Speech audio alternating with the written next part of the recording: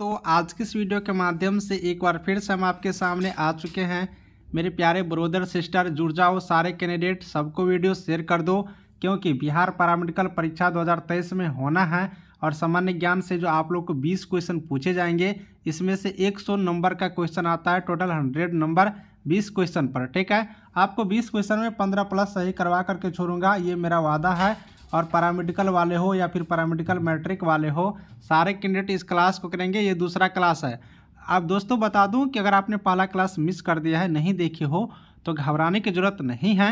आप लोगों के लिए हम एक प्लेलिस्ट बना चुके हैं, प्लेलिस्ट में जाइएगा आप, बिहार पैरामेडिकल एग्जाम 2023 दिखेगा, आप लोग देख लीजिएगा। जीके का प्लेलिस्ट है, सारा सब्जेक्ट मैं चालू कर दिया हूँ। 2-3 दिन के बाद आप लोगों को सारा क्लास मिलना शुरू हो जाएगा। एएनएम हो या फिर जीएनएम हो, इस बार दिला के छोड़ूंगा और सभी विषय की क्लास शुरू है। चलिए विलंब नहीं करेंगे, और ये जो आज क्लास दूसरा है, इस दूसरा क्लास को हम स्टार्ट करते हैं इस वीडियो के माध्यम से। तो मेरे प्यारे दोस्तों, हमने कल आपको जानकारी दिया था पिछले क्लास में, ये जानकारी दिए थे कि बिंदुसार किस वंश के शासक थे। ठीक है, बिंदुसार किस वंश के शासक थे, ये लास्ट क्वेश्चन था, आप लोग को बताए थे, सारे कैंडिडेट देखे भी थे। तो बिंदुसार जो है वो मौर्य वंश के शासक थे, ये इसका क्वेश्चन का आंसर था।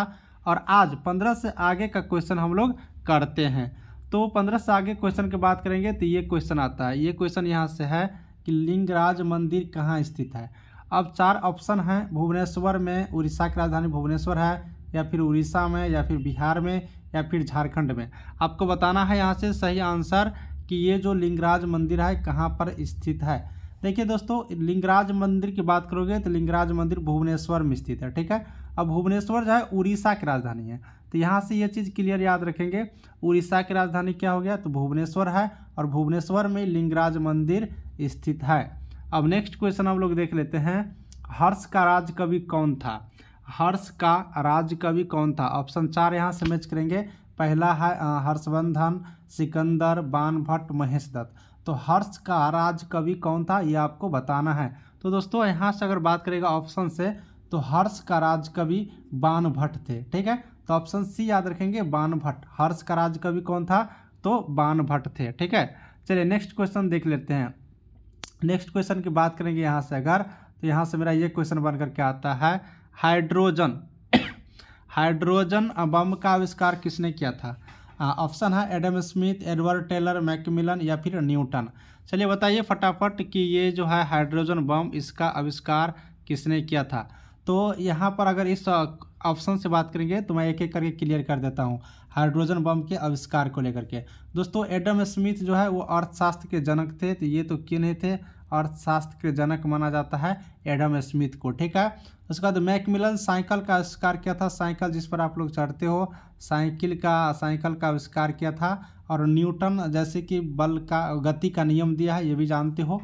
तो ये तीनों तो हुआ नहीं, तो उसके बाद एक ऑप्शन बच जाता है यहाँ से बी नंबर का, तो एडवर्ड टेलर। ठीक है, तो एडवर्ड टेलर साहब ने हाइड्रोजन बम का आविष्कार किया था। ऑप्शन नंबर बी यहाँ से याद रखेंगे। चलिए नेक्स्ट क्वेश्चन हम लोग कर लेते हैं। नेक्स्ट क्वेश्चन मेरा इस तरह से है, विश्व स्वास्थ्य दिवस कब मनाया जाता है। ठीक है, विश्व स्वास्थ्य दिवस के बारे में देख लेते हैं।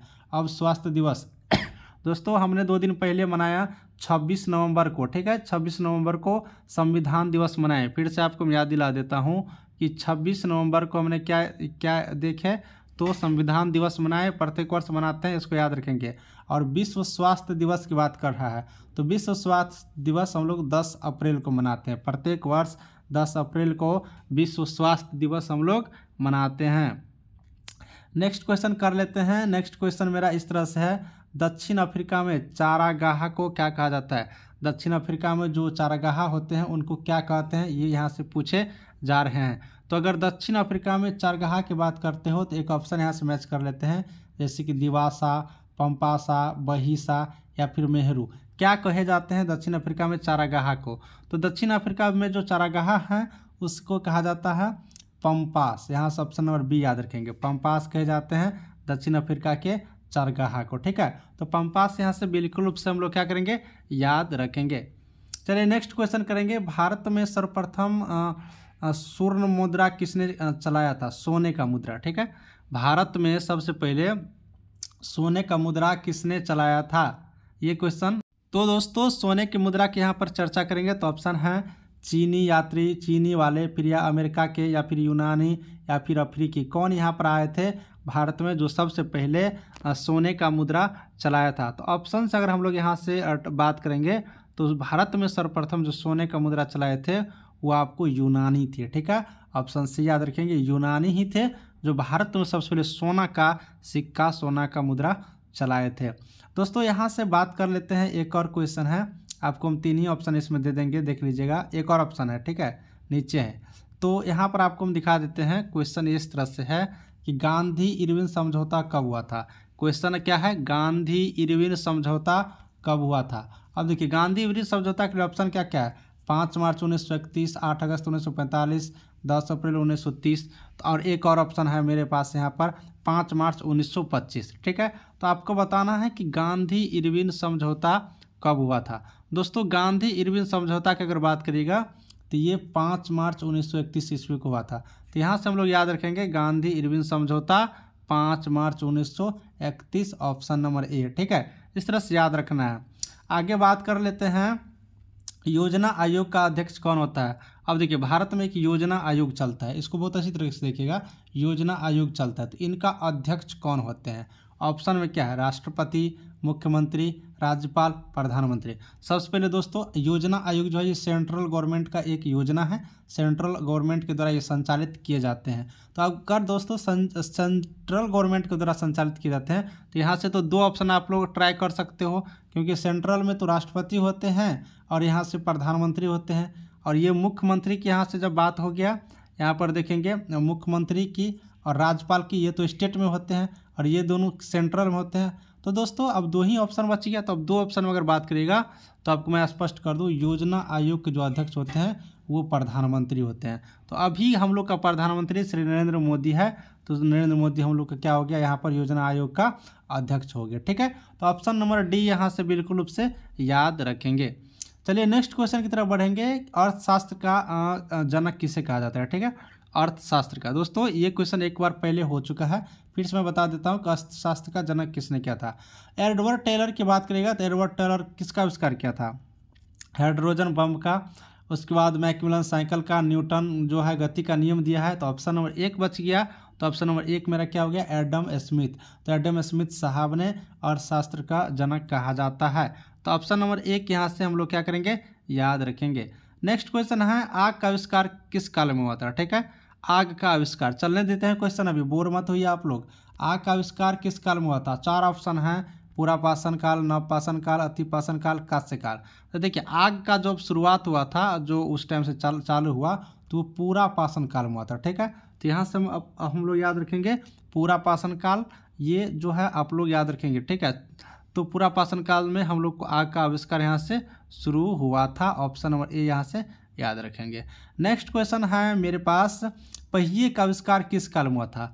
पहिया जो हम लोग गाड़ी में लगाते हैं, तो पहिए का आविष्कार क्या क्या ऑप्शन है, पुरापाषाण काल है, अतिपाषाण काल है, कांस्य काल है, नवपाषाण काल है। तो हम लोग को बताना है कि पहिए का आविष्कार किस काल में हुआ था। तो दोस्तों बता दूं कि आप लोग को पहिए का जो आविष्कार हुआ था वो नवपाषाण काल में हुआ था। ठीक है, नवपाषाण काल में हुआ था। ऑप्शन नंबर बी यहाँ से याद रखेंगे। चलिए नेक्स्ट क्वेश्चन है, मनुष्य सबसे पहले किस जानवर को पालतू बनाया, यानी कि अपने काम के लिए किस जानवर को सबसे पहले प्रयोग किया, पालतू बनाया था मनुष्य सबसे पहले। ठीक है, तो मनुष्य जो है सबसे पहले कुत्ता को बनाया है, ये सबको लगभग याद ही होगा। तो ऑप्शन नंबर सी डायरेक्ट हम लोग यहाँ से याद रखेंगे। नेक्स्ट क्वेश्चन है, मनुष्य सबसे पहले किस धातु का प्रयोग किया। अब देखिए वो जानवर में तो कुत्ता हो गया, अब धातु में बताना है, धातु को किस धातु का प्रयोग किया गया। तो ऑप्शन है तांबा, लोहा, तांबा, हीरा, टीन। चलिए बताइए कि किस धातु का प्रयोग किया गया। तो अगर बात करेंगे मनुष्य सबसे पहले, तो तांबा धातु का प्रयोग किया गया। ठीक है, तांबा धातु का सबसे पहले प्रयोग किया है मनुष्य। ठीक है, तो ऑप्शन नंबर बी यहाँ से याद रखेंगे, तांबा। नेक्स्ट क्वेश्चन है, कृषि का आविष्कार किस काल में हुआ था। कृषि का आविष्कार किस काल में हुआ था। देखिए कृषि का आविष्कार 4 यहाँ पर काल दिया है, पूरा, नवपाषाण काल, अतिपाषाण काल, कांस्य काल। तो बताना है कृषि का आविष्कार किस काल में हुआ था। अगर कृषि का बात करोगे तो नवपाषाण काल में ही कृषि का आविष्कार हुआ था, और इसी काल में पहिया का भी आविष्कार हुआ था। ठीक है, तो 2 याद रखिए एक साथ, कृषि का और पहिया का आविष्कार किस काल में हुआ था, तो नवपाषाण काल में हुआ था। नेक्स्ट क्वेश्चन कर लेते हैं, भारत का सबसे प्राचीन नगर कौन सा है। देखिए भारत का सबसे प्राचीन नगर पूछ रहा है, ठीक है। तो भारत का सबसे प्राचीन नगर मोहनजोदड़ो, मेहरगढ़, पालावरम, रामनगर। तो बताइए भारत का सबसे प्राचीन नगर कौन सा है। दोस्तों भारत का सबसे प्राचीन नगर की बात करिएगा तो मोहनजोदड़ो है। अब आप लोग खोजेंगे कि मोहनजोदड़ो कहाँ है, भारत में किस राज्य में है। तो वर्तमान में बात करिएगा तो वर्तमान में भारत में मोहनजोदड़ो नहीं है। अब मोहनजोदड़ो पाकिस्तान में चला गया, ठीक है। पाकिस्तान ये स्टेट, पाकिस्तान कंट्री में ये मोहनजोदड़ो चला गया। पहले भारत में ही पढ़ते थे, जब पाकिस्तान अलग हो गया भारत से तो ये मोहनजोदड़ो अब पाकिस्तान में चला गया है। अब बात कर लेते हैं नेक्स्ट क्वेश्चन का, सिंधु सभ्यता की खोज किसने किया था। सिंधु सभ्यता की खोज किसने किया था। किशन सहनी, महेश राम, शुद्धकोदता, राय बहादुर, दयाराम सहनी। तो सिंपल सी बात है, ये सबको लगभग याद होगा। सिंधु सभ्यता की खोज की बात करेंगे तो दयाराम सहनी जी ने यहाँ से किए थे, ठीक है। ऑप्शन नंबर डी याद रखेंगे, ये सिंधु सभ्यता की खोज किसने किया था तो दयाराम सहनी याद रखेंगे, ऑप्शन नंबर डी। एक और क्वेश्चन कर लेते हैं, आर्य सर्वप्रथम कहाँ बसे थे। आर्य सर्वप्रथम कहाँ बसे थे, पंजाब या अफगानिस्तान में, या पाकिस्तान तथा चीन में, पंजाब तथा बिहार में, कहाँ पर आर्य। तो आर्य जो सबसे पहले आए थे भारत, तो ये कहाँ पर बसे हुए थे। तो ऑप्शन देख लेते हैं, पंजाब तथा अफगानिस्तान, ठीक है। ऑप्शन ए में ही आप लोग का आंसर मिल गया। आर्य भारत में सबसे पहले जब आए थे तो पंजाब और अफगानिस्तान में बसे थे, ठीक है।